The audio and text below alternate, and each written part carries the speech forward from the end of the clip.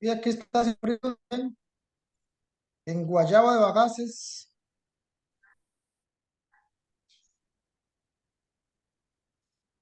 Yo deseo que haga un poquito de frío, porque aquí ha estado tan caliente estos días que bueno, ¿En serio? ya No, pero yo estoy aguarde. hablando en sarcasmo. ¿Ah? Yo estoy hablando en sarcasmo. ¿En San Carlos? Ay, no, Que qué no, frío, en aquí sarcasmo. es en serio. Viera que Con en la sarcasmo, dice, mañana está hablando con Yo pensé que era en San Carlos que estaba. No, no, en sentido sarcástico, que qué frío, Sí, dije. sí, sí, sí, ya entendí, ya entendí. Sí, sí. No sea bárbaro. Estamos en antesala del no sé qué. Ay, señor, ¿qué tienes en el horno? A Guanacaste. Y ah, definitivamente. José, qué estás pagando vos? Que estamos tan jodidos aquí con ya, el frío. imagínate vos, Yo digo, ¿qué culpa sacarías? Para mí ¿verdad? que Carlos con esa caraja que se va a Alicia ahí, que a esconderse ahí, eso no es bueno. Mm, ¿Qué te Bueno, va? ya me comí 4 minutos y Sí, sí, llevo sí, media sí. hora la vez pasada, entonces. Ok. Pues sí, don Zacarías nos regala la oración para iniciar, ¿no? Con mucho gusto, La claro vez que sí. pasada. Perfectamente. En nombre del Padre, del Hijo y del Espíritu Santo. Amén. Gracias, Padre, te damos a través de tu amadísimo y bendecido por el don de la vida, por todo lo que nos regalas a cada momento. Por este momento, Señor, en que nos disponemos a esta clase de formación para pedirte, Señor, que nos ilumines a nosotros y también al formador, para que de verdad sea una clase de mucho provecho, siempre en el bien de los demás. Te lo pedimos, Padre, por tu Hijo Jesucristo, que es Dios, que vive y reina por los siglos de los siglos. Amén. Padre y Espíritu Santo, otra vez. Bien, Bien, buenas noches nuevamente a los que ya estábamos todos, yo creo que ya estábamos todos conectados. Vamos a, continuando ahí con el programa, vamos a ver hoy, esperemos que nos dé tiempo de darle un repasito así como rápido a la Constitución dogmática de Verbum del Concilio Vaticano II, ¿verdad? Que les había quedado para leer desde hace 15 días, que fue la clase de hace 15 días que ustedes hicieron, dirían los colombianos muy juiciosamente, solitos, leyeron el documento. Entonces, esperemos que sea práctico de comentar, de irlo viendo un poquitito. ¿Qué me pueden contar ustedes del Concilio Vaticano II? Ya que ustedes están terminando la formación como tal, ¿verdad? ¿Qué saben ustedes del concilio? Cuando les hablan del concilio, ¿ustedes en qué piensan? ¿Qué entienden por el concilio? ¿Qué saben del concilio? yo lo que pienso del concilio, que fue muy sabio el Papa Juan XXIII al hacer este concilio, que bueno, por la razón que sea, pues ahí no lo pudo terminar, ¿verdad? Sabemos que él murió antes de terminar, pero fue un concilio muy importante donde hubo toda una renovación de la iglesia, hubieron muchos cambios, muchas cosas importantes. También hubo mucha gente sufrida o que estaban como, tal vez, no sé si era la palabra, escandalizados porque pensaban que habían cosas que no se podían cambiar, que no se podían mover. Sin embargo, pues este concilio vino pues a eso, a cambiar muchas cosas y yo diría que muchas cosas muy importantes, buenas, ¿verdad? Como era la misa de espaldas, la misa en latín, en fin, una serie de cambios, así a grandes rasgos que han habido, que inclusive 50 años después, yo creo que no todo se ha aplicado de ese concilio. Creo que todavía quedan detallitos por ahí, ¿verdad? Entonces, pues sí, muy, muy rico, muy todo, pero sí, a veces hay que estarlo repasando para que uno no se le mire detallitos, pero sí, Juan 23 lo inició y lo terminó Pablo VI. Así fue, creo, sí, en el año 1972 y terminó en el 65 con todo ya, y el hombre vio tan duro el asunto que mejor se murió antes de terminar.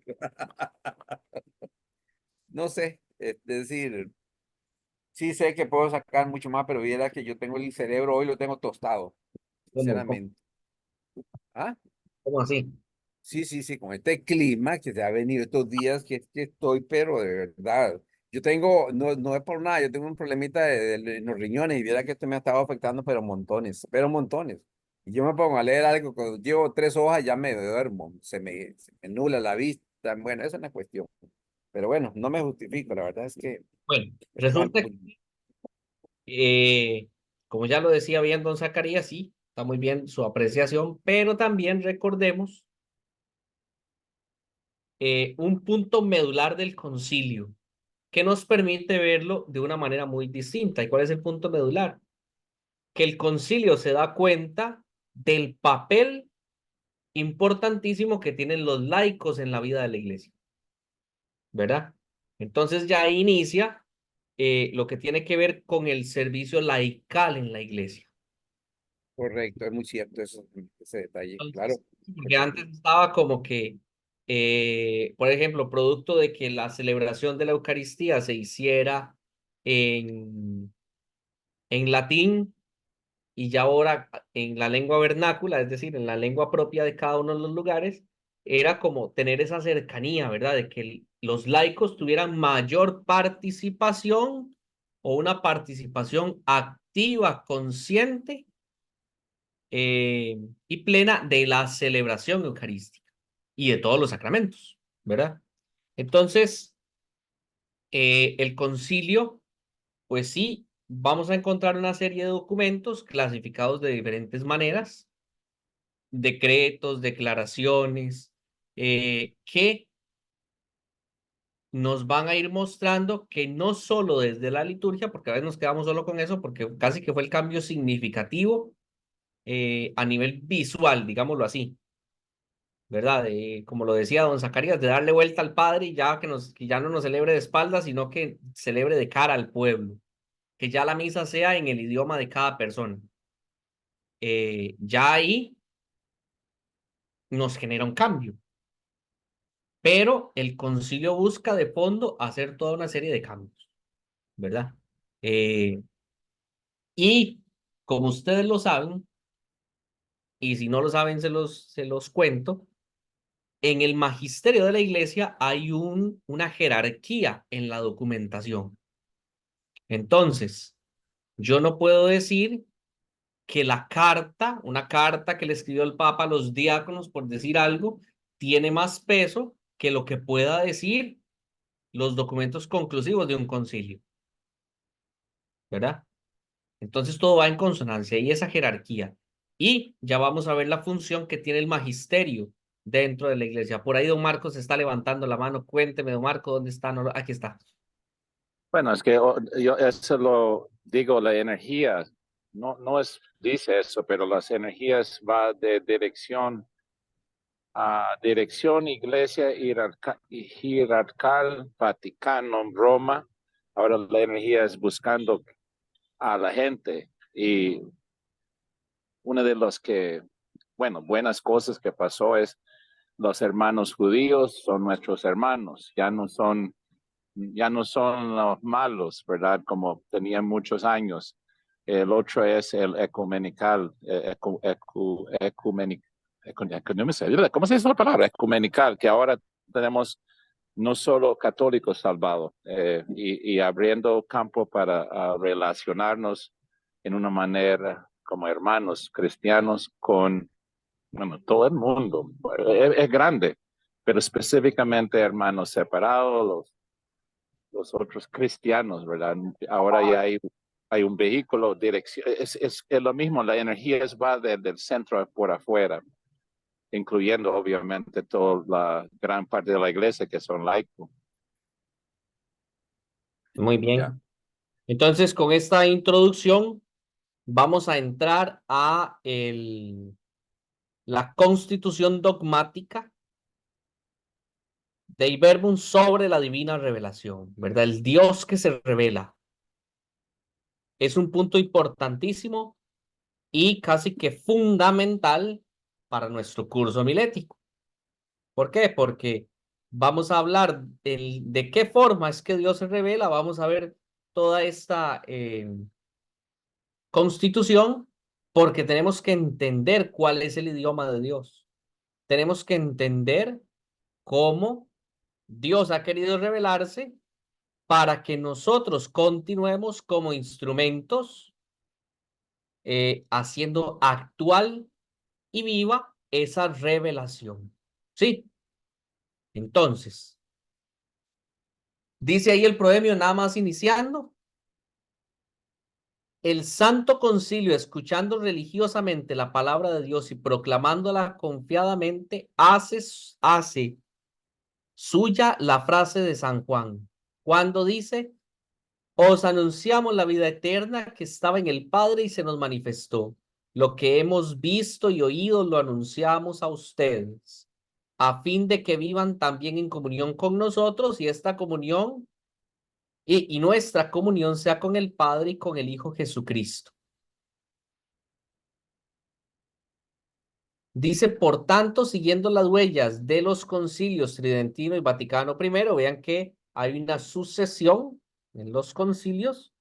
Se propone exponer la doctrina genuina sobre la divina revelación y sobre su transmisión, para que todo el mundo, oyendo, crea el anuncio de la salvación, creyendo espere y esperando ame. ¿Qué habíamos hablado la semana pasada de la definición de homilética? Habíamos hablado de tema de que tiene una importancia para la salvación, ¿cierto? ¿Qué habíamos dicho sobre eso? Que lo que se busca es que quien escucha encuentre su salvación. Exactamente. Entonces, ya aquí tenemos como un complemento, porque entonces, en este primer capítulo,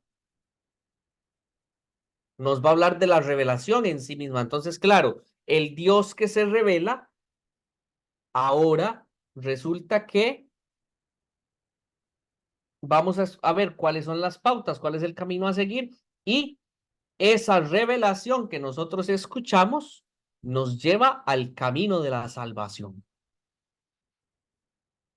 Y entonces vean cómo inicia ese primer numeral. Dispuso Dios en su sabiduría revelarse a sí mismo y dar a conocer el misterio de su voluntad. Dios es el que toma la iniciativa. Y dice que lo hace por medio de Jesucristo, verbo encarnado. Ya lo dice la carta a los Colosenses. Dios quiere que todos los hombres se salven y lleguen al conocimiento de la verdad. Esa verdad es con mayúscula. ¿Y quién es esa verdad? Cristo. Entonces, dice que ese Dios invisible habla a los hombres como amigos, movido por un gran amor, y mora con ellos, invitándolos a la comunicación consigo y recibiéndolos en su compañía. Entonces, creo que aquí podríamos tomar unas claves para la homilía también. Que esa homilía sea un diálogo como con los amigos. O sea, un padre decía que la homilía era un diálogo familiar, era un diálogo de familia. Claro, ¿por qué es de familia? Porque somos los hijos de Dios que se reúnen en la iglesia para celebrar. Y en el contexto de la celebración, entonces, es donde se da la predicación. Y dice entonces aquí que el plan de la revelación se realiza con hechos y palabras conectados entre sí, de forma que las obras realizadas por Dios en la historia de la salvación manifiesten y confirmen la doctrina y los hechos significados por palabras, y las palabras por su parte proclamen las obras y esclarecen el misterio contenido en ellas. Entonces, claro, aquí llegamos inmediatamente al efecto que tiene que causar la homilía. Y se acuerdan que lo hablábamos la semana pasada, que hablábamos del elemento del testimonio, ¿verdad? Entonces, no solo tiene que provocar un testimonio en el predicador, en que el predicador dé testimonio con su vida de esta revelación, sino que también invite esa predicación a que los demás con su vida den testimonio de aquello que han recibido, del mensaje que han recibido. Sí, vamos bien. Quejas, dudas, preguntas. A mí se me olvidó preguntarles si habían preguntas de la clase pasada. No, yo creo que eso estuvo, Jason, estuvo bastante claro. A mí me gustó mucho, sí. Claro, es decir, la predicación tiene que ir acompañada del testimonio. Y Jesucristo lo mismo lo dice, ustedes serán mis testigos. Hay que anunciar siendo testigos de Él, de una vivencia, digamos, teniendo un conocimiento de Dios, conocerlo no solamente, digamos, de teoría, sino viéndolo en su vida, en la práctica, de alguna manera, pues tiene que eso ayuda mucho para poder llegar hasta los demás. Entonces yo pienso que por ahí va un poco el asunto, no sé. Eso, ser testigos de Jesucristo de alguna manera al estar en relación con la palabra, va provocando en la persona o en mí un cambio de actitud, analizando la vida de Jesús, analizando lo que Él quiere de mí, y entonces eso me va llevando pues a realmente a irlo redescubriendo cada día más el gran amor que Él me ha tenido y que tiene a todos los hombres de buena voluntad o a todas las personas que se acerquen a Él, deseando con sincero corazón pues cambiar de vida, cambiar de actitud, ¿verdad? Más o menos. Sí. Un siguiente punto que podemos tocar ahí es la preparación de la revelación, ¿verdad?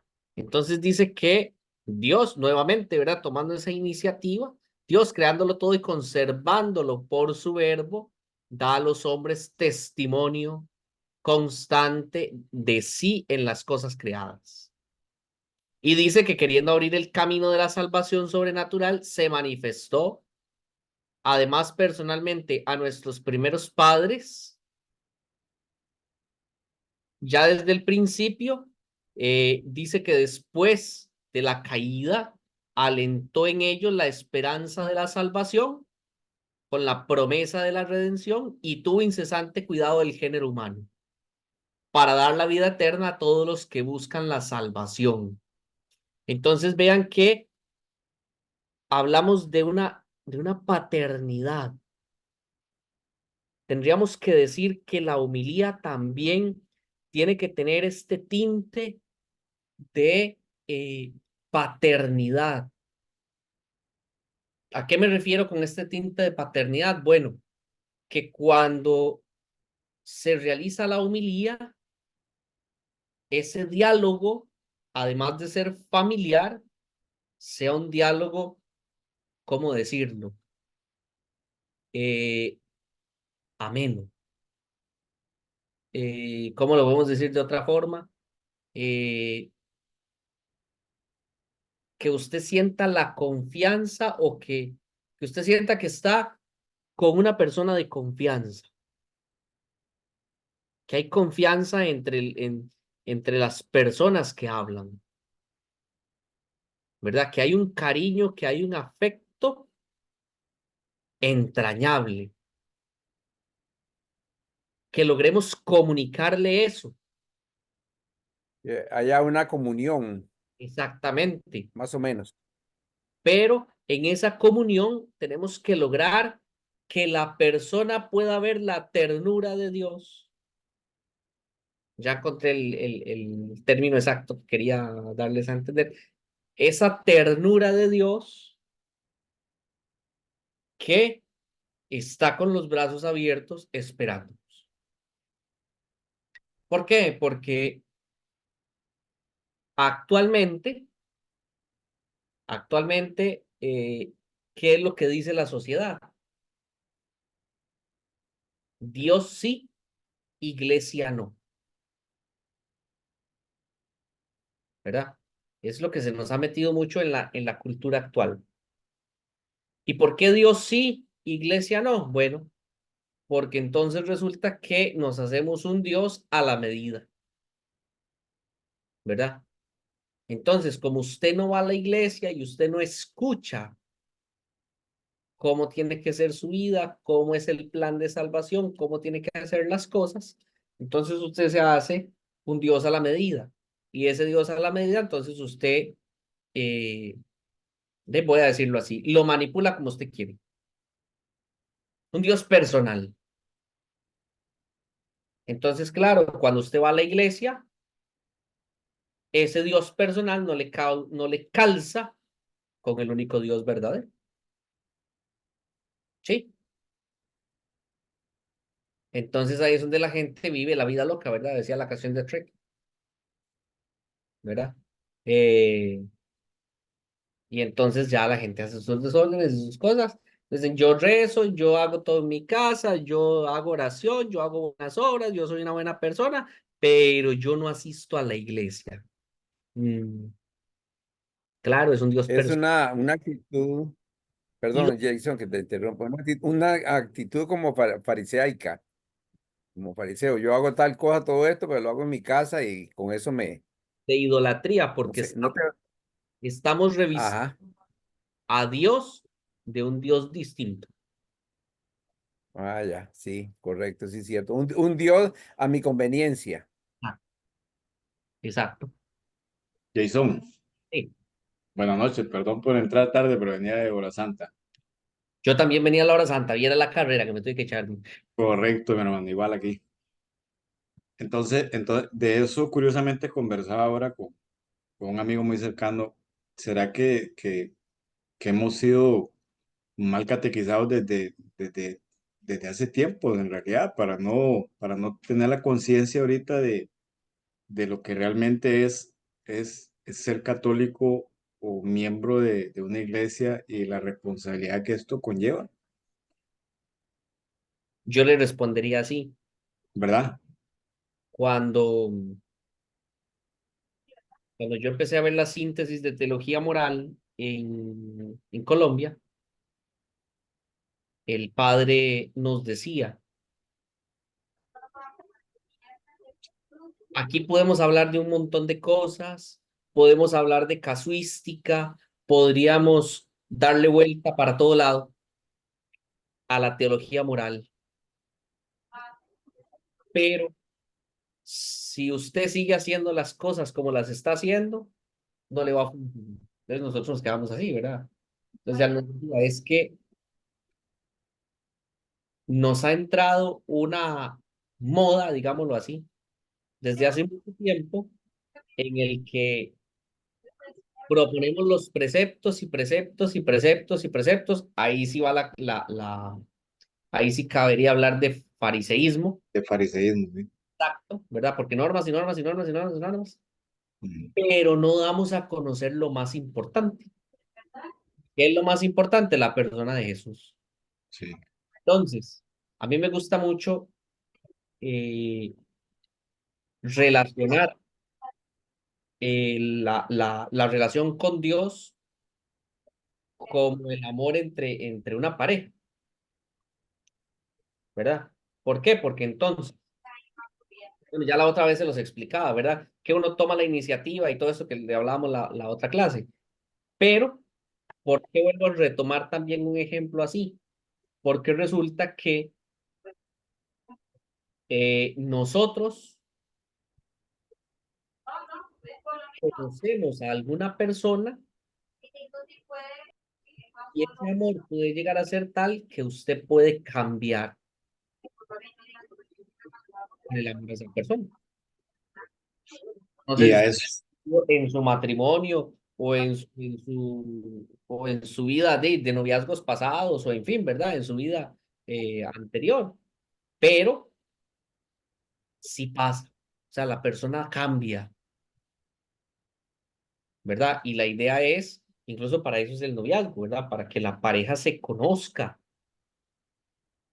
y se preparen para discernir si deberían casarse o no, ¿verdad? Entonces, eh, ¿cuál es el punto aquí? Primero hay que anunciar el querigma. Primero hay que anunciar la persona de Jesús.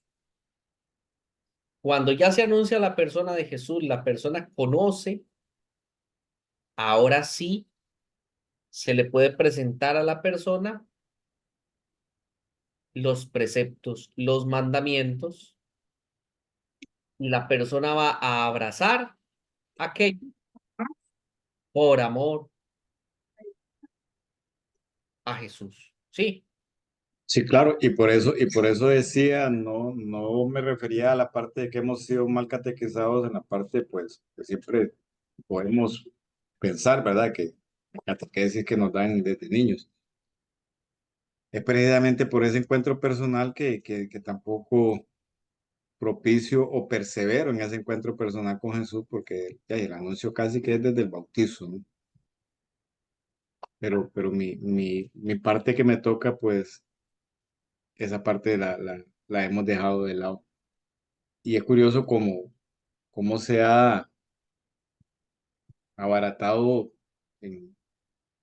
digámoslo así, los sacramentos y todo que no se consideran ya tan necesarios en la vida del cristiano. yo se los pongo así. Va a ser una bofetada para todo lo que voy a decir. Pepa que piame.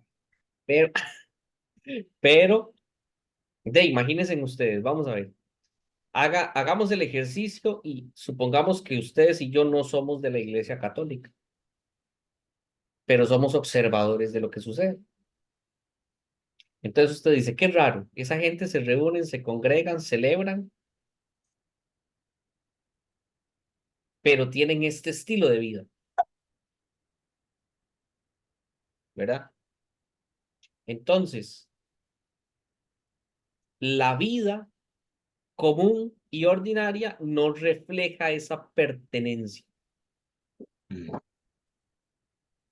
Entonces, claro, ahí es donde se trunca el testimonio, la parte testimonial. Entonces, eh, ¿cómo es que dicen por ahí? Que las palabras convencen, pero el testimonio arrastra. Entonces, Sí. claro, si hay una persona que no es católica y resulta que se vuelve como observadora para ver cuál es la conducta del católico, cuál es el modo de vida de esa persona, y llega a concluir que no hay coherencia, pues evidentemente no se va a adherir a la fe. Pero cuando es al revés, estamos hablando de otra cosa, totalmente diferente, ¿verdad? En el hecho de que la persona va a ver el estilo de vida, entonces va a decir, bueno, ¿quién es o qué es lo que hace que esta persona viva así? Claro, ya empieza la curiosidad, ya empieza la cercanía, ya, ¿verdad? El querer conocerlo para empezar a enamorarse. Voy a poner un ejemplo muy bajo, pero es para que entendamos también, ¿verdad? Para reforzar un poco. Y resulta que usted se desaparece unos días, unas semanas tal vez, y resulta que cuando usted aparece nuevamente, aparece más delgado, ¿verdad? Bajó de peso. Y entonces, ¿qué va a decir la gente? ¿Está haciendo? Para, para hacer yo lo mismo, claro, se da cuenta del efecto. Entonces, ese efecto va a lograr curiosidad o interés en la otra persona. Eso es lo que tiene que pasar con el evangelio, en la vida de cada uno de nosotros. Y eso tiene que pasar también en la parte, pues, de la prédica, ¿verdad? También despertar ese interés en la persona. Vean que todo es un efecto concatenado. ¿Por qué? Porque entonces, la buena predicación va a provocar que la persona quiera hacer un buen cambio de vida. Y eso se va a reflejar en la sociedad que va a atraer con el testimonio.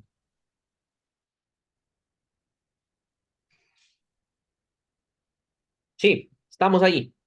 Y vean que, por ejemplo, Dave, no tenemos que ir muy largo. Vean la primera lectura de hoy.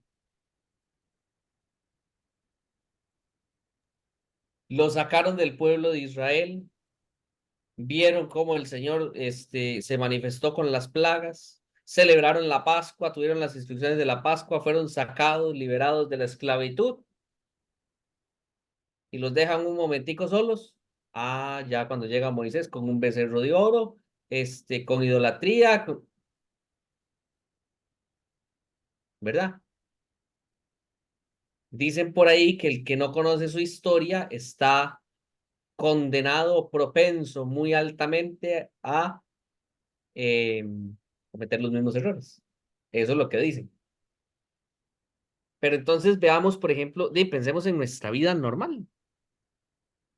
A veces queda ahí como el rezago eh, de que sí, está bien, por ejemplo, en este tiempo hacemos un cambio y buscamos hacer un cambio, pero queda ahí como esa debilidad, como el propenso a la tentación, ¿verdad? Entonces también eh, con brazo poderoso y mano extendida, diría el libro del Éxodo, ponernos la camiseta, ¿verdad? En ese sentido. Porque hay gente que dice, es que yo no me confieso porque yo, este, voy a volver a pecar en lo mismo. Bueno, puede ser, pero resulta que usted está reconociendo su pecado, está reconociendo su debilidad, está buscando la misericordia de Dios. Y eso es un camino que se va haciendo. Por ahí levantaron la mano, cuénteme. Familia, ya la próxima lección lo cambio. Jason. No sé qué bonito porque ahorita se me viene a la mente cómo, cómo nosotros los cristianos católicos y para honra y gloria de Dios nos jactamos con las visitas al Santísimo y las horas santas y esto, ¿verdad? Lo digo porque, bueno, supuestamente no, perdón, lo digo porque ahí es donde está el culmen de nosotros, ¿verdad? O sea, nuestra fe. Ahí está el punto central. Y si nosotros nos ponemos a ver cuántas personas llegan a una oración, cuántas personas llegan a una hora santa, sin modo de juzgar, pero sí de reflexión, es eso lo que hace que, que no esté entrando bien el mensaje de ese primer anuncio, ese primer carisma a través de nosotros, ¿verdad? Y entonces ya lo vamos a ver un poquito más abajo, pero es más, puedo brincar ahí de una vez. La revelación hay que recibirla con fe. Es el quinto punto de ese primer capítulo, ¿verdad? Así se titula, la revelación hay que recibirla con fe, ¿verdad? Entonces, ¿qué es la fe? Es esa confianza en aquello que no vemos. Esa es la fe. No tenemos que darle vuelta para ningún otro lado. Esa es la fe, esa confianza por la que el hombre se confía libre y totalmente a Dios, prestando a Dios revelador el homenaje del entendimiento y de la voluntad, asintiendo voluntariamente a la revelación hecha por él, ¿verdad? Y esta revelación tiene su culmen en Cristo, ¿verdad? Ya también yo lo mencionaba un poquito la vez pasada, la semana anterior, que eh, después de Cristo, no mentira, eso no se los había dicho a ustedes, esto lo dije en otra formación, con Cristo ya se termina esa revelación. Y entonces, ¿qué nos está diciendo? ¿Que ya Dios guardó silencio? Pues no, es que la plenitud de esa revelación es en Cristo. Es decir, ya Dios se nos dio a conocer completamente en la persona de Cristo. pero nos sigue hablando de muchas y distintas maneras y una de esas es la predicación.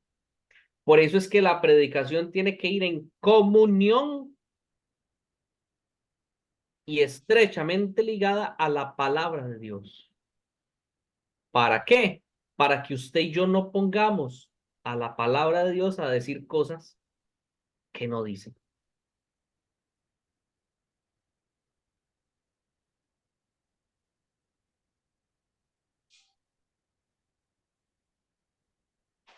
En el segundo capítulo de esta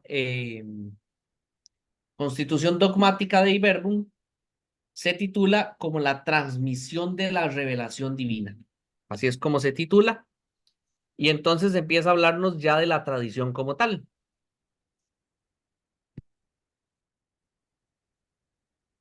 Ya habíamos hablado, creo que no. Deben ver una cosa aquí. Yo les pasé a ustedes el programa de curso. Ya lo vieron. Ya, Correcto. Sí, ya lo había pasado, sí. Sí, ya. para ver, porque necesito ver un detalle del programa de curso.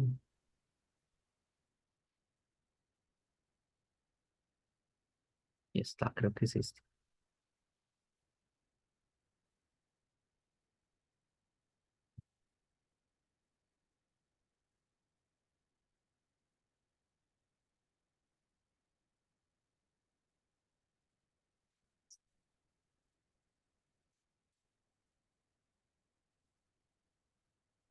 Entonces, este segundo capítulo, ya me fijé en lo que...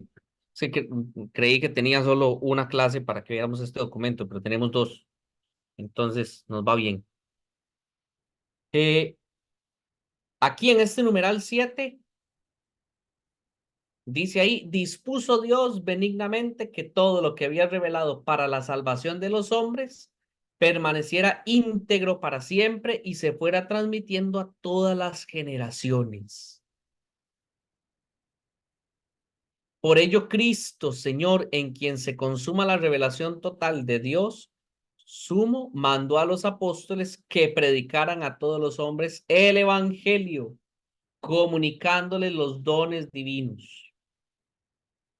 Este evangelio prometido antes por los profetas lo completó él y lo promulgó con su propia boca, como fuente de toda la verdad salvadora y de la ordenación de las costumbres, lo cual fue realizado fielmente tanto por los apóstoles que en la predicación oral comunicaron con ejemplos e instituciones lo que habían recibido por la palabra, por la convivencia y por las obras de Cristo, o habían aprendido por la inspiración del Espíritu Santo, como por aquellos apóstoles y varones apostólicos que bajo la inspiración del mismo Espíritu escribieron el mensaje de la salvación.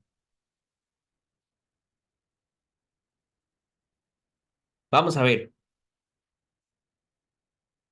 ¿qué queremos decir con esto?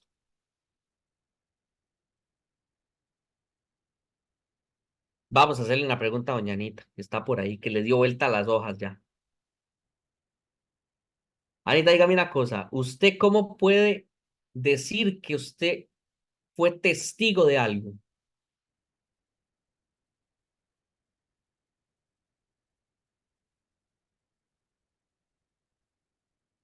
Tiene el micrófono apagado.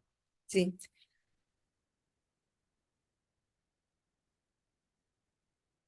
porque ¿Qué tiene que... confío en las, es que no, para decir que soy testigo de algo tengo que haberlo visto Correcto. o escucharlo de alguien en quien yo tengo confianza, de que es de la credibilidad de la persona que me lo está diciendo, Ajá. pero ya no sería testigo, ¿verdad? Simplemente lo creo, pero no puedo decir que fui testigo. Vamos a ver. Resulta que usted va por la calle y pasa un accidente.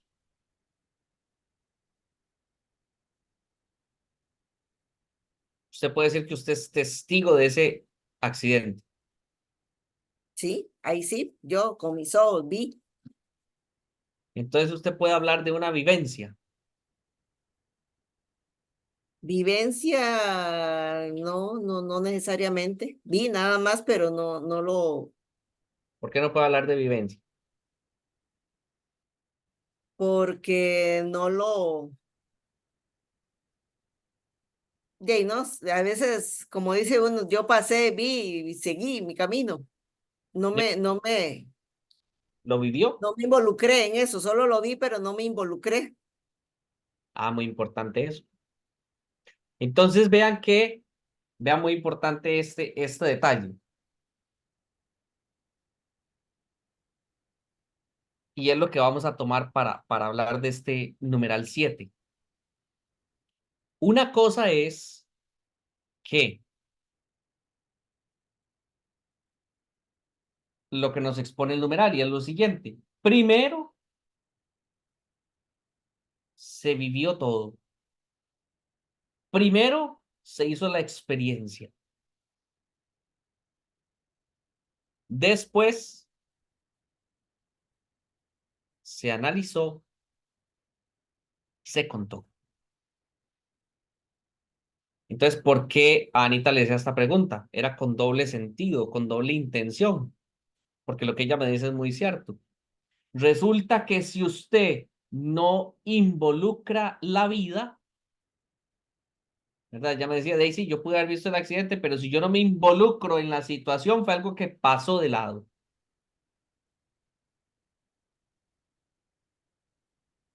Y eso nos puede pasar a nosotros en la vida de fe.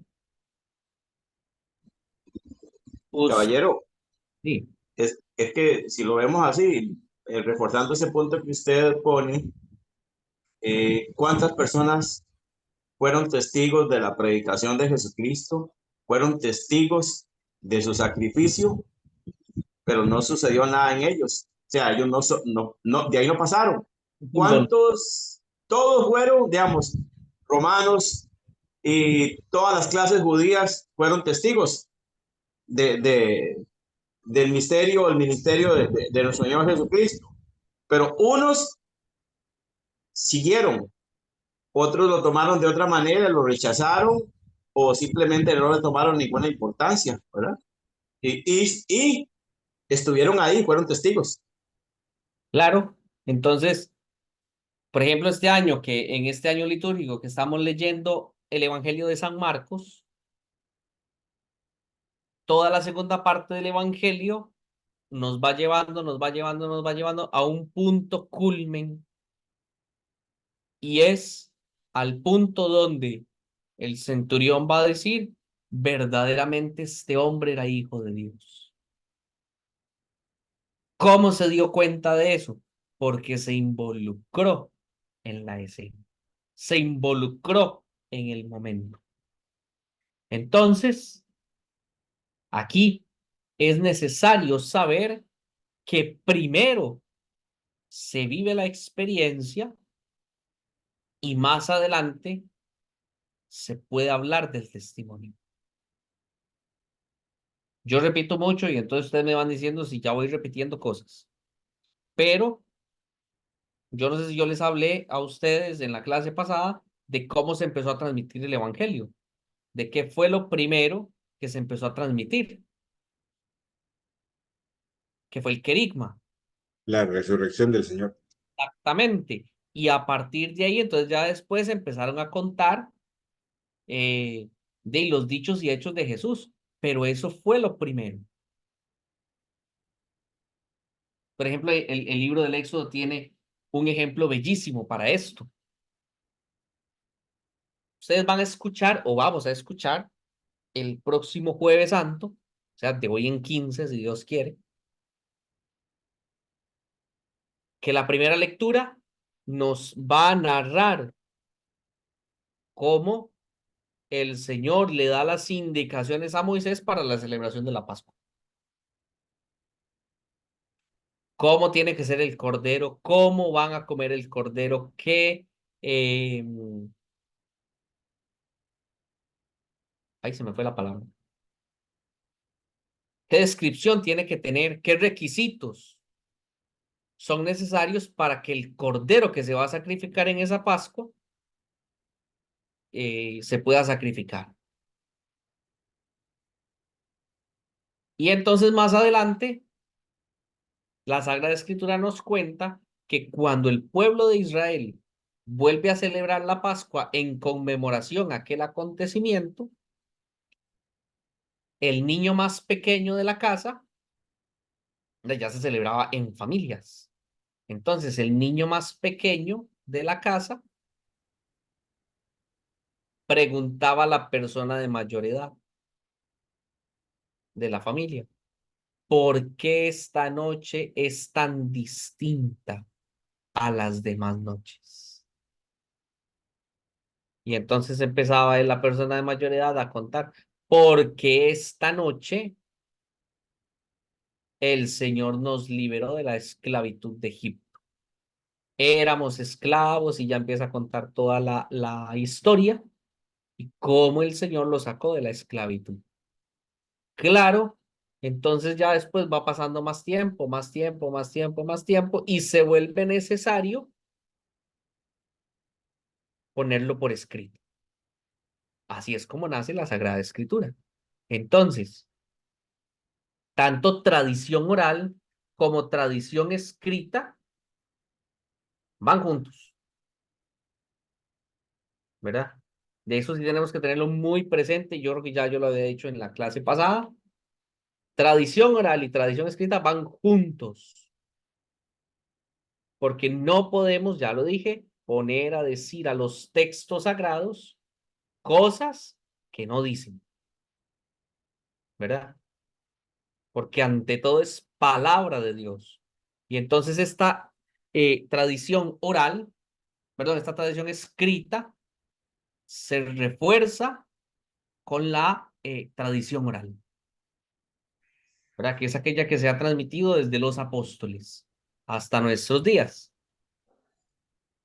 Entonces tendríamos que hablar que hay una mutua relación entre la tradición oral y la tradición escrita. Dice el numeral 9 ahí. La sagrada tradición y la sagrada escritura están íntimamente unidas y compenetradas, porque surgiendo ambas de la misma divina fuente, se funden en cierto modo y tienden a un mismo fin. Ya que la sagrada escritura es la palabra de Dios, en cuanto se consigna por escrito bajo la inspiración del Espíritu Santo, y la sagrada tradición transmite íntegramente a los sucesores de los apóstoles la palabra de Dios, a ellos confiada por Cristo Señor y por el Espíritu Santo, para que con la luz del Espíritu de la verdad la guarden fielmente, la expongan y la difundan con su predicación. ¿De dónde se sigue que la iglesia no deriva solamente de la Sagrada Escritura con certeza acerca de todas las verdades reveladas? Por eso se han de recibir y venerar ambas con un mismo espíritu de piedad. Ya lo habíamos dicho aquí, ¿verdad? Si nos ponemos a hablar de la mentalidad protestante que dice que solo la escritura basta, tenemos que hacer un curso del curso de homilética, ¿verdad? Porque de ahí es entrar a analizar todo este mundo o toda esta postura, donde ellos no aceptan la sagrada tradición, sino que ellos dicen que solamente la escritura y se acabó. Resulta que para custodiar y respaldar la sagrada escritura y la sagrada tradición como un solo depósito sagrado de la palabra de Dios que se confía a la iglesia, aparece entonces aquí el magisterio de la iglesia, que nos ayuda a hacer comunión. Dice el numeral aquí, ¿verdad?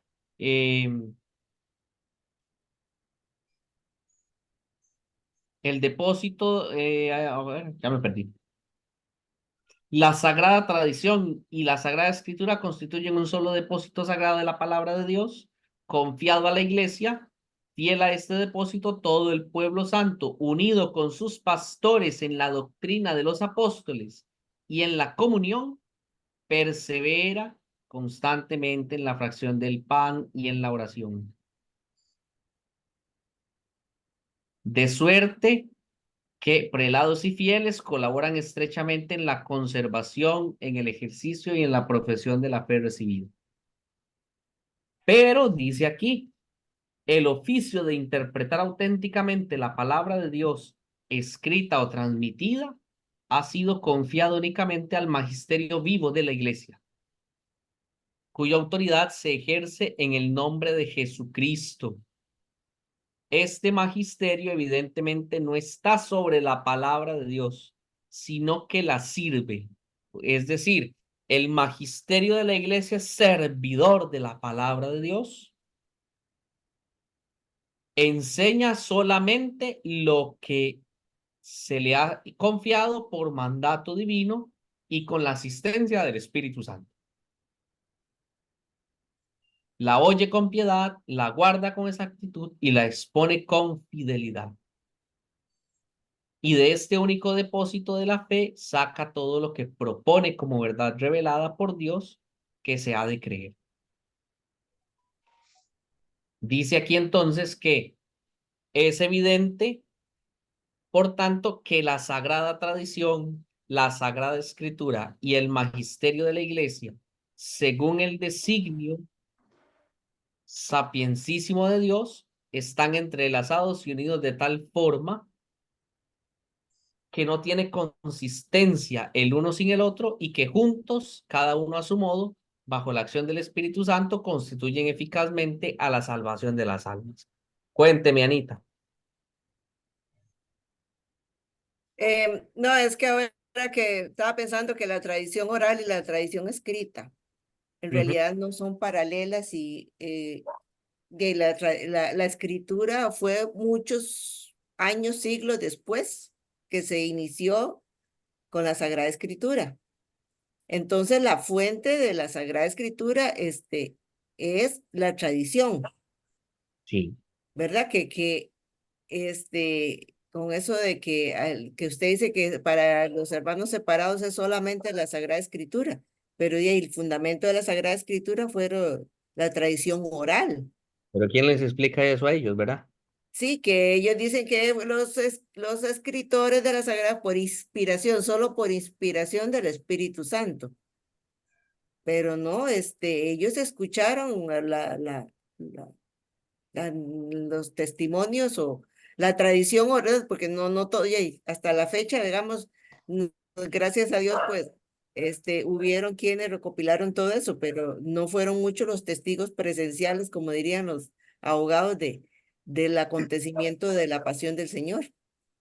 Es la tradición oral la que llegó a sustentar la tradición, las Sagradas Escrituras. Pues testigos muchos que quisieran, como lo decíamos ahora con el ejemplo del accidente, que quisieran involucrarse es otra cosa. Pocos. Pero sí podríamos hablar, sí, exactamente, o sea, de esa vivencia. Vean el Evangelio de los discípulos de Maús, ¿verdad? Ya habíamos hablado aquí de eso, yo creo. De los discípulos de Maús, ellos que estuvieron, conocieron a Jesús, vieron lo que pasó, y perdónenme la palabra, pero se fueron a huevaditos, ¿verdad? Se fueron. ¿Por qué? Porque muy a pesar de que estuvieron ahí, de que vivieron todo, ¿qué les faltó? Encuentro, tal vez. Involucrarse más, tal vez. Pero el evento como tal les provocó desánimo. Claro, porque no lograron hacer como este espacio de interiorización primero, ¿verdad? Que es lo que siguen casi que en los otros capítulos de la Dei Verbum, ¿verdad? En que nos empieza a hablar cómo la palabra de Dios fue inspiración divina y, ¿verdad? Cómo se puso por escrito y cómo llegó hasta nosotros. Pero no es que vamos a entender que Dios le empezó a dictar, digámoslo así, al escritor sagrado, ponga esto, punto y coma, siga aquí, punto y aparte, punto y seguido. No, no, no, no, o sea, eh, eh, primero es un momento, una historia de salvación.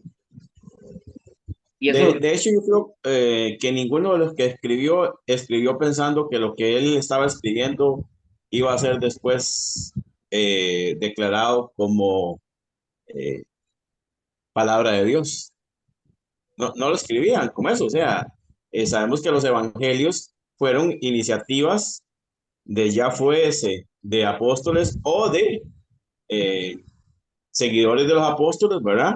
Discípulos de los apóstoles que querían relatar lo que ellos investigaron o lo que vieron y tomaron diferentes fuentes y elaboraron sus evangelios, pero era para contar, o sea, para poder llevar y tener un poco más, porque recuerdo, lo que yo he estudiado me dice que muchos de ellos, digamos, empezó a darse como una, digamos, y es normal, cuando se empiezan a morir los apóstoles, ya no hay una referencia a una fuente primaria, ¿verdad? Y entonces se empiezan a poner por escrito, pero mi punto es que eh, Pablo no escribió las cartas de él diciendo, bueno, es que esto es palabra de Dios, ¿verdad? Lo que palabra de Dios lo dice el magisterio, 300, casi 400 años después, ¿verdad? Pues sí se consideraban, pues, digamos, como sagrados o muy importantes los escritos cuando llegaban a cada una de esos lugares, ¿verdad? Pero no que fuesen declarados. Es la iglesia, digamos, el magisterio en el sínodo de Roma 382, 81, 82, que declara el canon. Y entonces ya ahí sí se declara que son inspirados y ya tienen la canonicidad y por lo tanto deben ser creídos por todo aquel que se declare cristiano y católico, ¿verdad? sí, vea que, hablemoslo así como palabras más llanas, ¿verdad? Eh, claro, llega el momento en el que, mientras los apóstoles están vivos, ellos pueden contar su propia experiencia y van contando más cosas. Pero, pues ya después se vuelve necesario ponerlo por escrito. ¿Por qué? Porque entonces ya son otros los que van a contar la experiencia que vivió el apóstol. Ya no es una experiencia de primera mano, digámoslo así, ¿verdad? Sino ya es contar la experiencia de lo que vivió el apóstol. Ahí es donde va la transmisión oral y en unión íntima y compenetrada, como lo dice aquí la Dei Verbum, con el texto por escrito, ¿verdad? Entonces eso es lo que hace el magisterio, custodiar ambas fuentes y que el magisterio esté al servicio de la palabra de Dios, que nos ayude a interpretar la palabra de Dios. Entonces todos estos documentos, desde los documentos conciliares hasta los documentos posinodales, las cartas encíclicas, las encíclicas, las exhortaciones, los directorios, todos estos documentos del magisterio nos ayudan a interpretar la palabra de Dios, ¿verdad? No es un hecho aislado como tal, sino que el magisterio va a ser aquel que va a custodiar la palabra.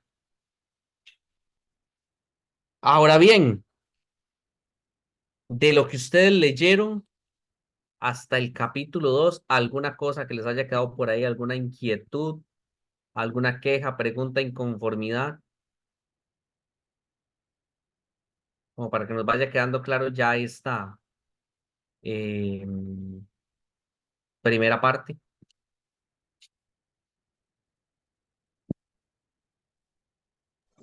A mí no me queda ninguna duda, pero sí me gustaría dejar un punto bien claro que muchas veces tal vez nosotros, porque estamos hablando de personas 20, 21 siglos después, de la gran importancia que tiene la tradición como tal, ¿verdad? Tanta es la importancia que tiene que la escritura se, se escoge o se declara como inspirada a partir de que no contradiga la tradición, ¿verdad? O sea, ningún escrito podía ser declarado como inspirado por Dios si, si fuese en contra de lo que enseñaba la tradición oral, ¿verdad? O sea, el magisterio y la no contradicción con la tradición oral fueron requisitos para poder ser aceptados como, o sea, para declararlos dentro del canon de los libros inspirados. Ese punto para mí es determinante y es por qué, usted lo menciona, por qué los hermanos separados tienen esos grandes problemas. Porque solamente viven de algo actual y no conocen o no quieren conocer la historia, porque si conociesen la historia o quisiesen conocer la historia, al final van a terminar teniendo que reconocer las equivocaciones que ellos cometen, ¿verdad? Vea qué curioso porque cuando uno estudia Sagrada Escritura y uno ve el libro de las crónicas, el libro de las crónicas parece que se escribe hasta donde tengo entendido y logré captar, como en el tiempo en el que el pueblo de Dios tiene como esta experiencia de destierro y de regreso, ¿verdad? ¿Para qué? Precisamente para eso, para que no se pierda la historia del pueblo. Imagínense lo que es que a usted lo saquen de su tierra, donde ha hecho su vida, donde ha hecho su historia, donde usted sabe que usted llega a una casa, a un lugar, a un pueblo, donde ya todo eso le habla de algo, ¿sí? Tal vez cuando usted vive en un mismo pueblo, ha vivido toda la vida en un mismo pueblo, usted eso no lo nota, porque a usted se le vuelve común. Pero si usted se va un tiempo de donde usted vive y regresa, usted lo va a sentir y lo va a vivir. Del recuerdo. Aquí hice yo una parte de mi vida. Y entonces, con mucha más razón, el pueblo de Israel que fue desterrado, o sea, no se fue por su propia voluntad, sino que es desterrado, es sacado, claro que con nostalgia, ellos van a recordar el lugar donde vivían, lo que tenían, que el templo, que, ¿verdad? Entonces, al final, son elementos importantísimos que tenemos que tomar en cuenta en el desarrollo de la historia de la salvación. Y generalidades que tenemos que pues, conocer para poder desarrollar eh, una buena predicación. Conocer el contexto de la historia, donde camina el pueblo de Dios. Porque entonces, si eso no lo entendemos, esa historia de salvación o esa historia del pueblo de Dios, que nos lo va a mencionar ahora más adelante en los otros capítulos de la de Verbum, resulta que no nos va a parecer nada familiar, nos va a parecer lejano y ajeno a nuestra realidad, cuando en realidad se vuelve totalmente cercanísimo a nosotros.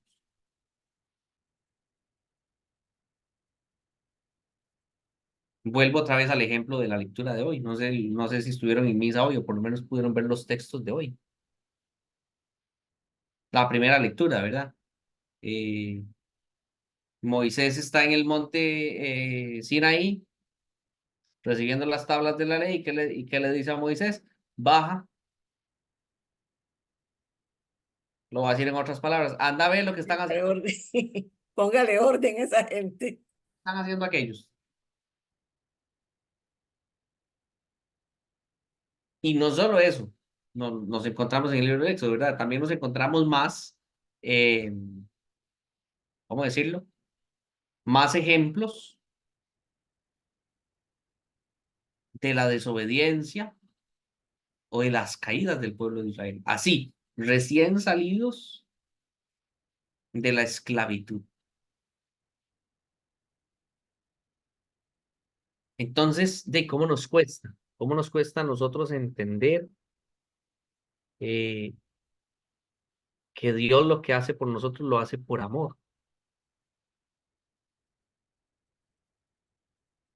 Pero primero nosotros, como futuros predicadores, nos toca vivirlo, hacer experiencia de eso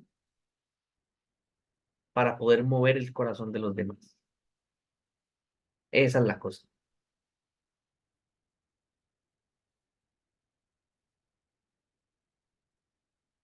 ¿Alguna palabrita, alguna cosa, alguna inconformidad? ¿Algún comentario que quieran agregar?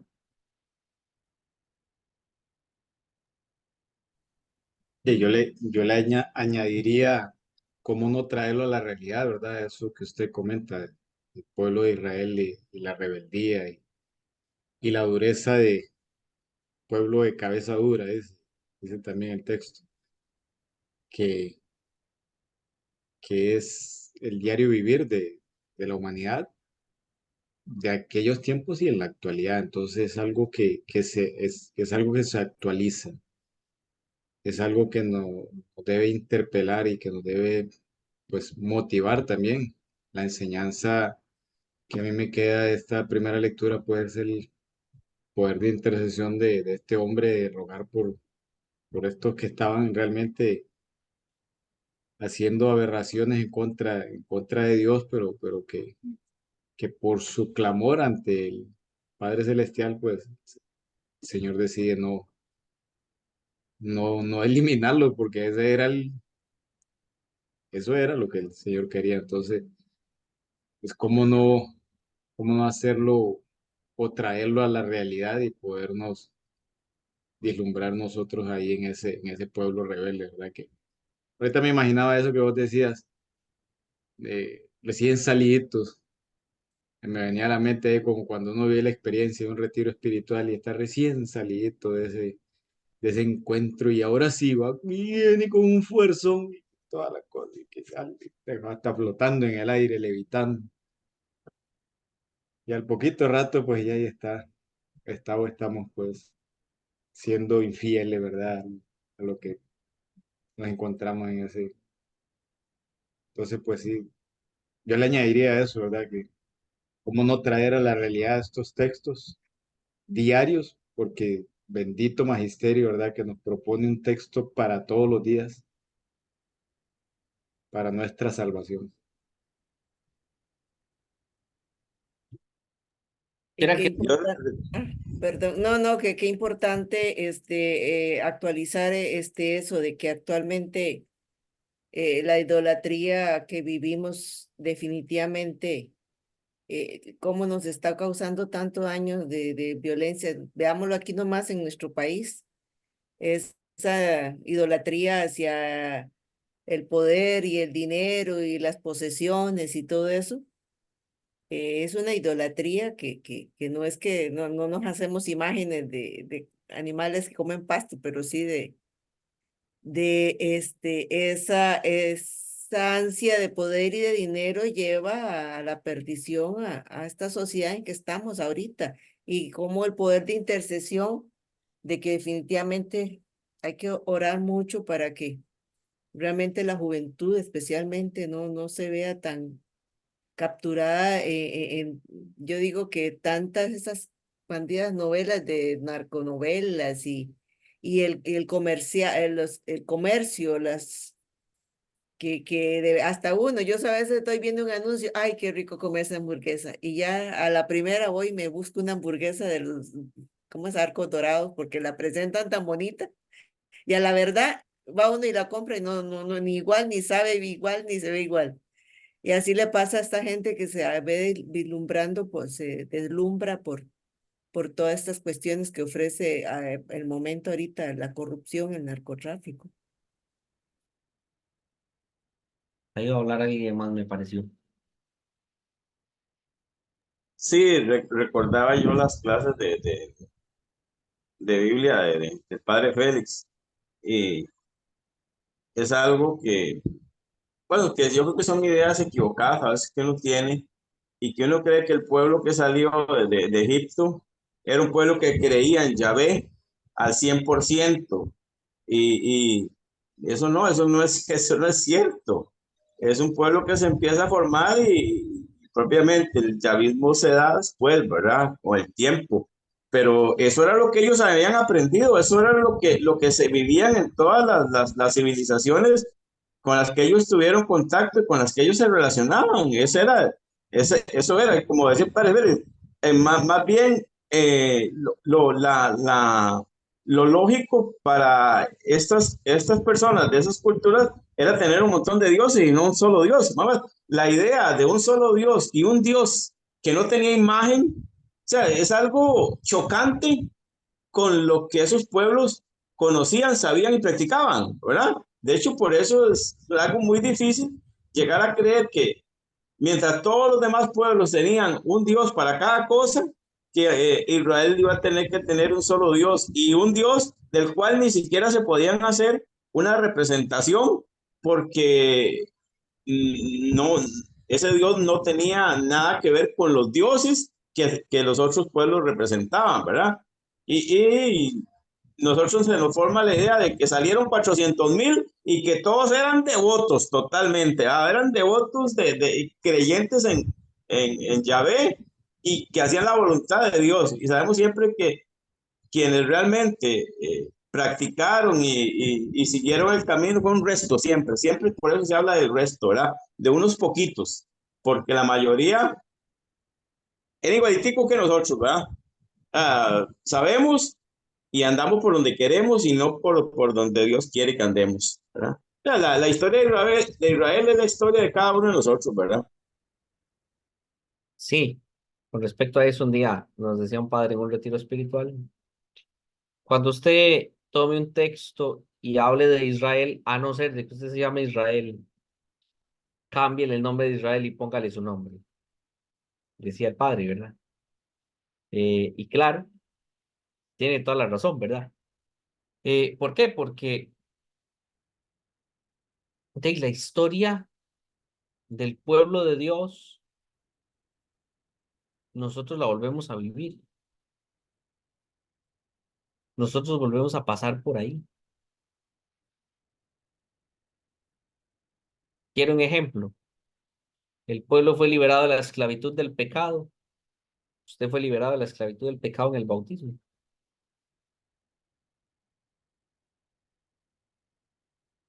El pueblo de Israel celebraba la Pascua año con año. Nosotros celebramos la Pascua año con año. Ya en un contexto diferente. Ya no comemos un cordero de un año sin mancha y hierbas amargas. Ahora comemos el pan vivo que ha bajado del cielo, el cordero de Dios que quita el pecado del mundo.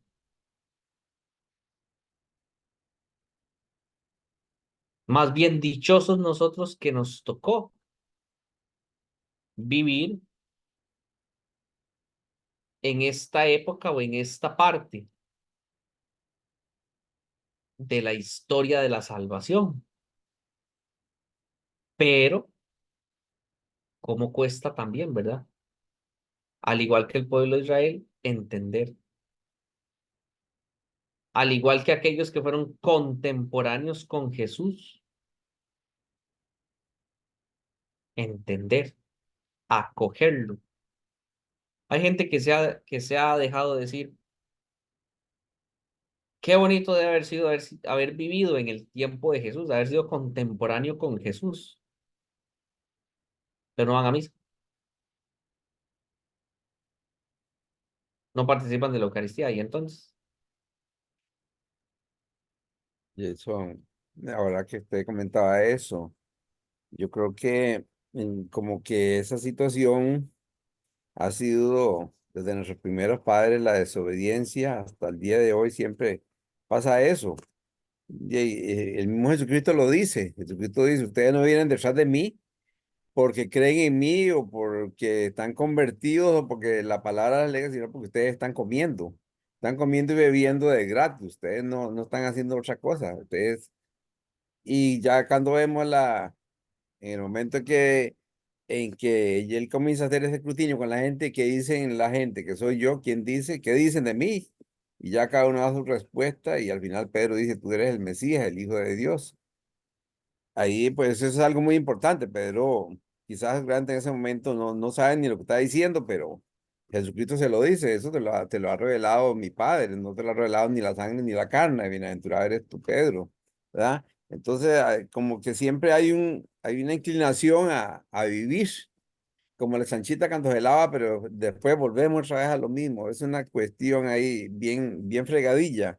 Entonces, que yo siento que, por ejemplo, ya y a mí me ha pasado muchas veces, yo me he ido a confesar, yo siento una alegría tan grande después, porque yo siento que ese sacramento me ha perdonado y yo me siento contentísimo. Bueno, feliz con el y al saco tiempo, por ahí, ¿eh? Perdón. con el saco livianito. Sí, sí, sí, ya y después a los días, ya y otra vez como que uno El mismo día.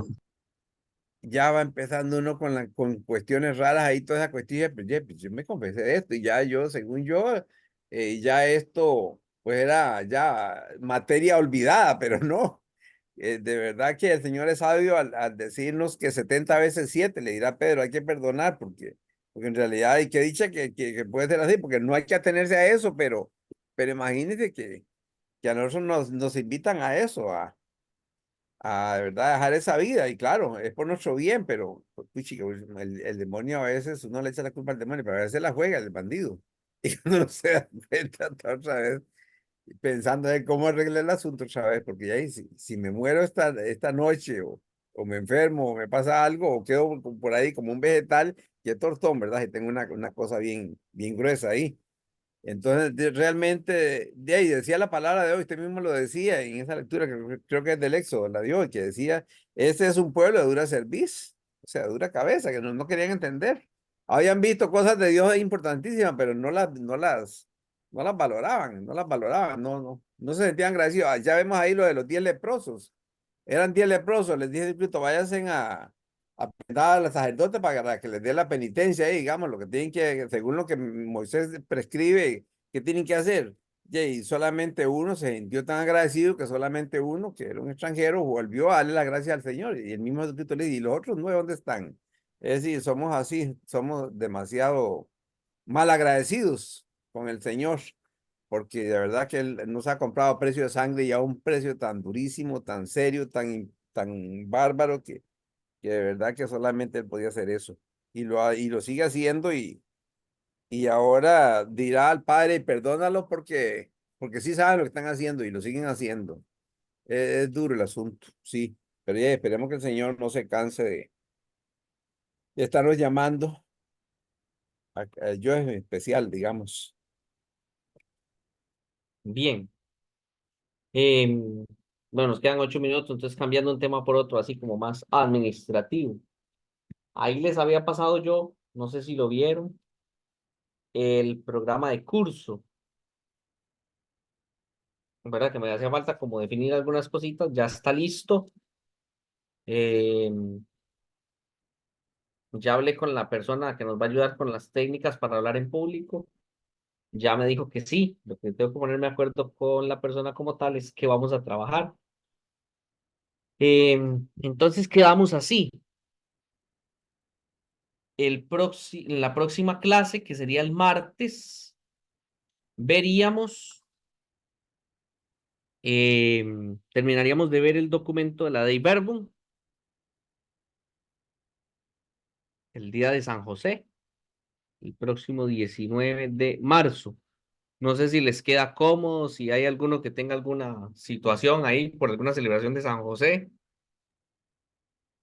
El patrono de Ojancha, aquí no, no sé. El Si patrono habrá es el patrono de Cañas. de A mí Ojancha. lo, a mí lo que, a mí lo que no me queda claro es lo siguiente. Según tengo entendido, nosotros tenemos clases presenciales ahorita el 16, entonces eso nos eximiría de clase la próxima semana. ¿Es así o estoy yo equivocado? En el programa este de clases que te da José Eduardo, no te había hablado de eso, o soy yo el que estoy enredado, o no Así sé. que, em, yo tengo entendido que son 3 clases por mes, de manera que completemos 12 clases, ¿verdad? Creo que es así el asunto. Pero Correcto. la semana pasada yo les pregunté a ustedes, ¿verdad? Que al ser martes y ya no ser sábado, como ustedes tenían la clase presencial sábado, entonces, ¿qué hacíamos, verdad? Que si lo manteníamos igual, como el programa de sábado, nada más que lo trasladábamos a martes, o que si le dábamos corrido, ¿verdad? Por eso yo no les había entregado el programa porque me faltaba ver ese detalle. Pero entonces, ustedes me dijeron que lo continuáramos. No, no, está bien. Yo simplemente pregunto porque no lo tengo claro. Era Y lo ya que... Franklin, es que, Franklin, yo pienso que tal vez ahí lo que se puede pensar es que como nosotros recibíamos los sábados, Ajá. por eso es que nos eximían de eso, pero como ahora lo estamos recibiendo en 3 semanas, no lo veo que vayamos a tener libre. Pues en realidad sí van a tener unas libres por de cosas, ¿verdad? Eso es lo que les iba a explicar, ¿verdad? Para que ustedes lo tengan presente de una vez. Nos vamos a ver la otra semana, 19 de marzo, si Dios lo permite. Em, y nos veríamos, Después de Semana Santa. sí, yo no sé por qué, para ver, aquí hay algo que está malo, aquí hay algo que Yo, está yo, mal, yo le puedo dar mi humilde opinión. dígame. A mí, si me dan libre, bien, y si no me dan, por mí también, porque la verdad es que es nuestro último semestre y Ujú. entre más clases tengamos, podemos ver más temas o ampliar en los temas que estamos viendo. Vamos a ver, Porque veo el 30 de marzo, sábado de gloria. ¿Está bien así? 30 de marzo. Jueves y viernes son los días santos. No, no, perdón, 30 de abril. No, estaba viendo mal, el 30 de abril. 32 de marzo. 32 de marzo. Vamos a ver. Aquí,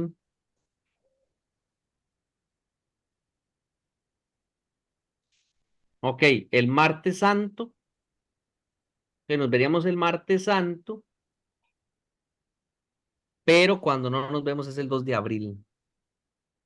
A ver cómo es la cosa. No, nos vemos martes santo, 2 de abril, y el que no estamos es el 9.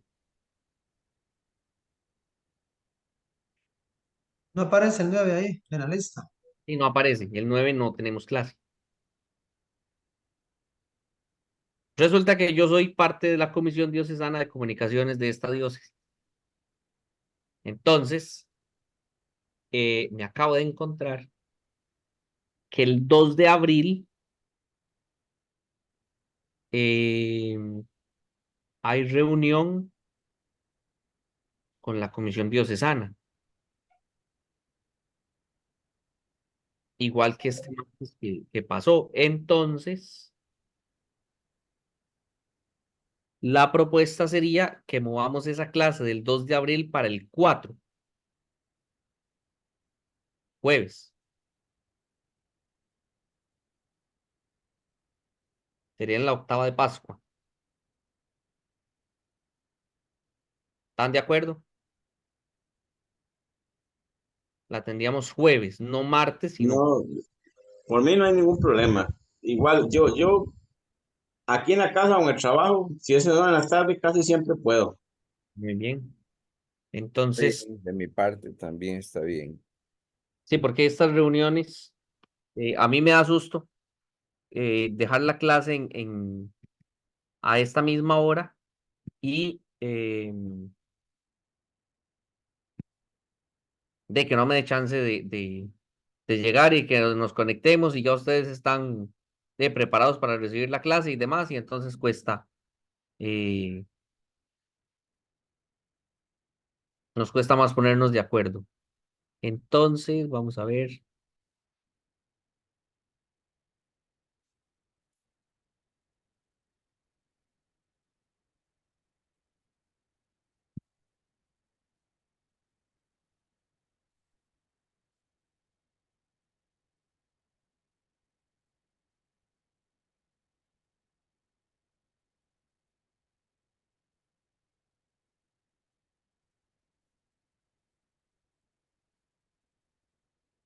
ah,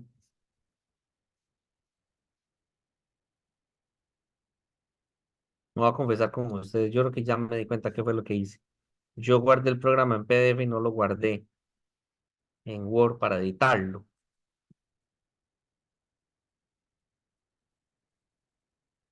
Entonces, voy a anotar por aquí y después le hago los arreglos.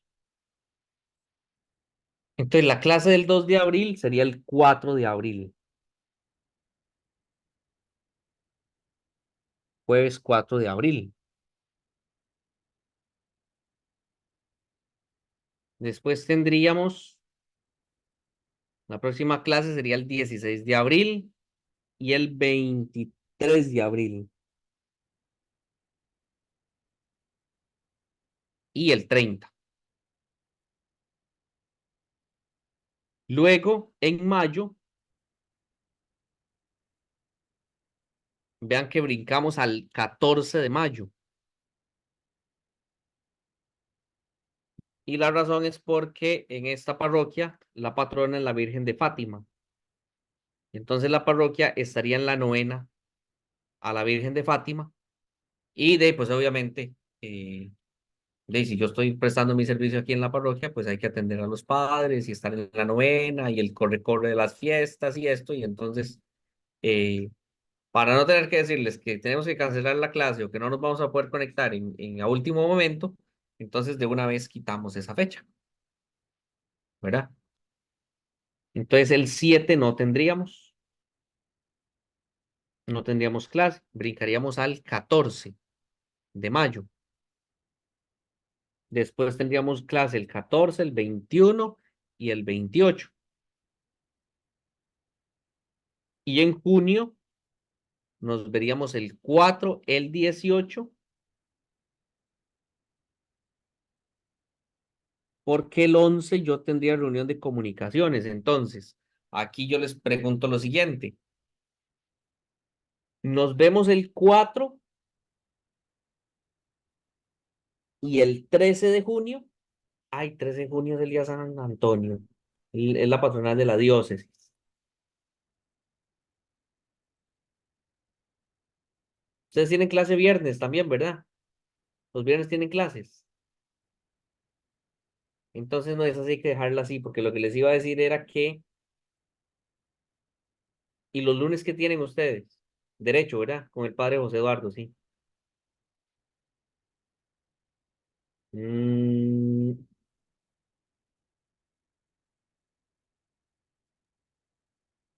Solo ujú. tenemos libre martes, miércoles y jueves. Para usted, digamos. Martes, Martes, miércoles. miércoles. Bueno, esa la vemos un poquito más adelante, porque resulta que nos veríamos el 4 y el 11 yo vuelvo a tener reunión de la Comisión Diocesana de Comunicaciones. Ok, nosotros nos acomodamos los martes y acomodaron las reuniones los martes. Entonces, bueno, hay paciencia, ¿verdad? Vale más que no nos choca en todos los meses. Pero, entonces lo que yo les iba a proponer era que si no, que si nos veíamos el 13, Pero esta celebración es en la mañana, ¿no?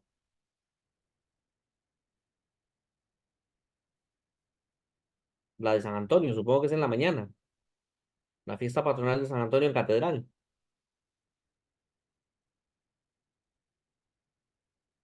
Porque si fuera en la mañana, nos podríamos ver en la noche y no nos vemos el 18 para que tengan chance de preparar el examen final, porque el 22 nos veríamos aquí, en la parroquia del Capulín, para ya concluir con el semestre. Entonces ahí más adelante nos ponemos de acuerdo con esa parte según como vayamos avanzando.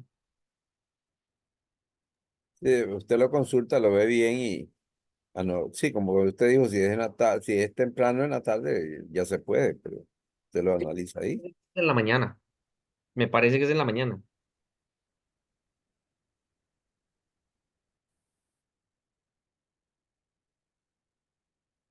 Ahora, yo no sé, el semestre termina en esa fecha, ¿verdad? 22 de junio, más o menos, en esa última semana de junio. Creo que sí, en la última semana de junio ya se va cerrando el ciclo. Yo no tengo exactamente, pero por ahí estoy viéndolo, más o menos, que sí. Pues, ¿qué les parece? No sé, alguna pregunta, alguna inquietud, alguna queja.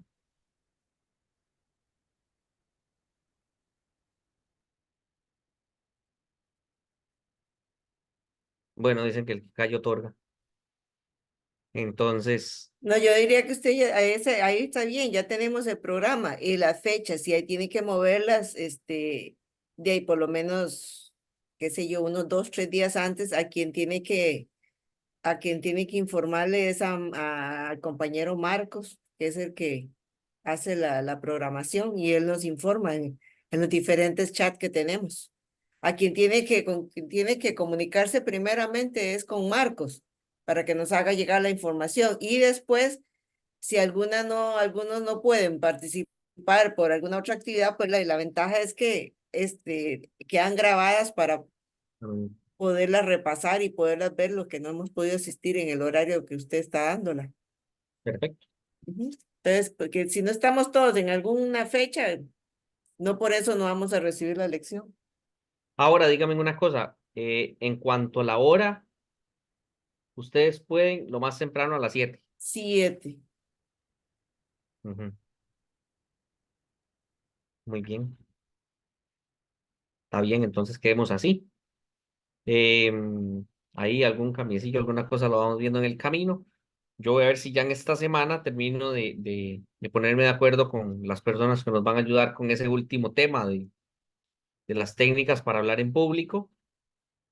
Y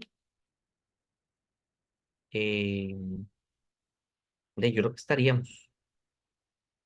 Por hoy estaríamos, pues ya les robé 6 minutos y les dije que les iba a regalar, les iba a reponer la media hora la otra vez, entonces si no se me van acumulando los minutos ahí. Entonces, no, agradecerles por el espacio de hoy, por el compartir. Eh, Igual ahí vayan repasando, vayan viendo los otros capítulos que vienen y alguna duda, alguna cosa, ¿verdad? Para que se nos vaya haciendo como hoy, ¿verdad? Un poquito más ágil el poder compartir los contenidos que vamos trabajando en el programa. Entonces, agradecerles. Muchísimas gracias, que tengan muy buenas noches, que descansen y nos vemos, si Dios quiere, el martes 19 de marzo, si Dios lo permite. Muy bien. De acuerdo. Muchas gracias. Feliz noche para usted y todos los compañeros. Gracias.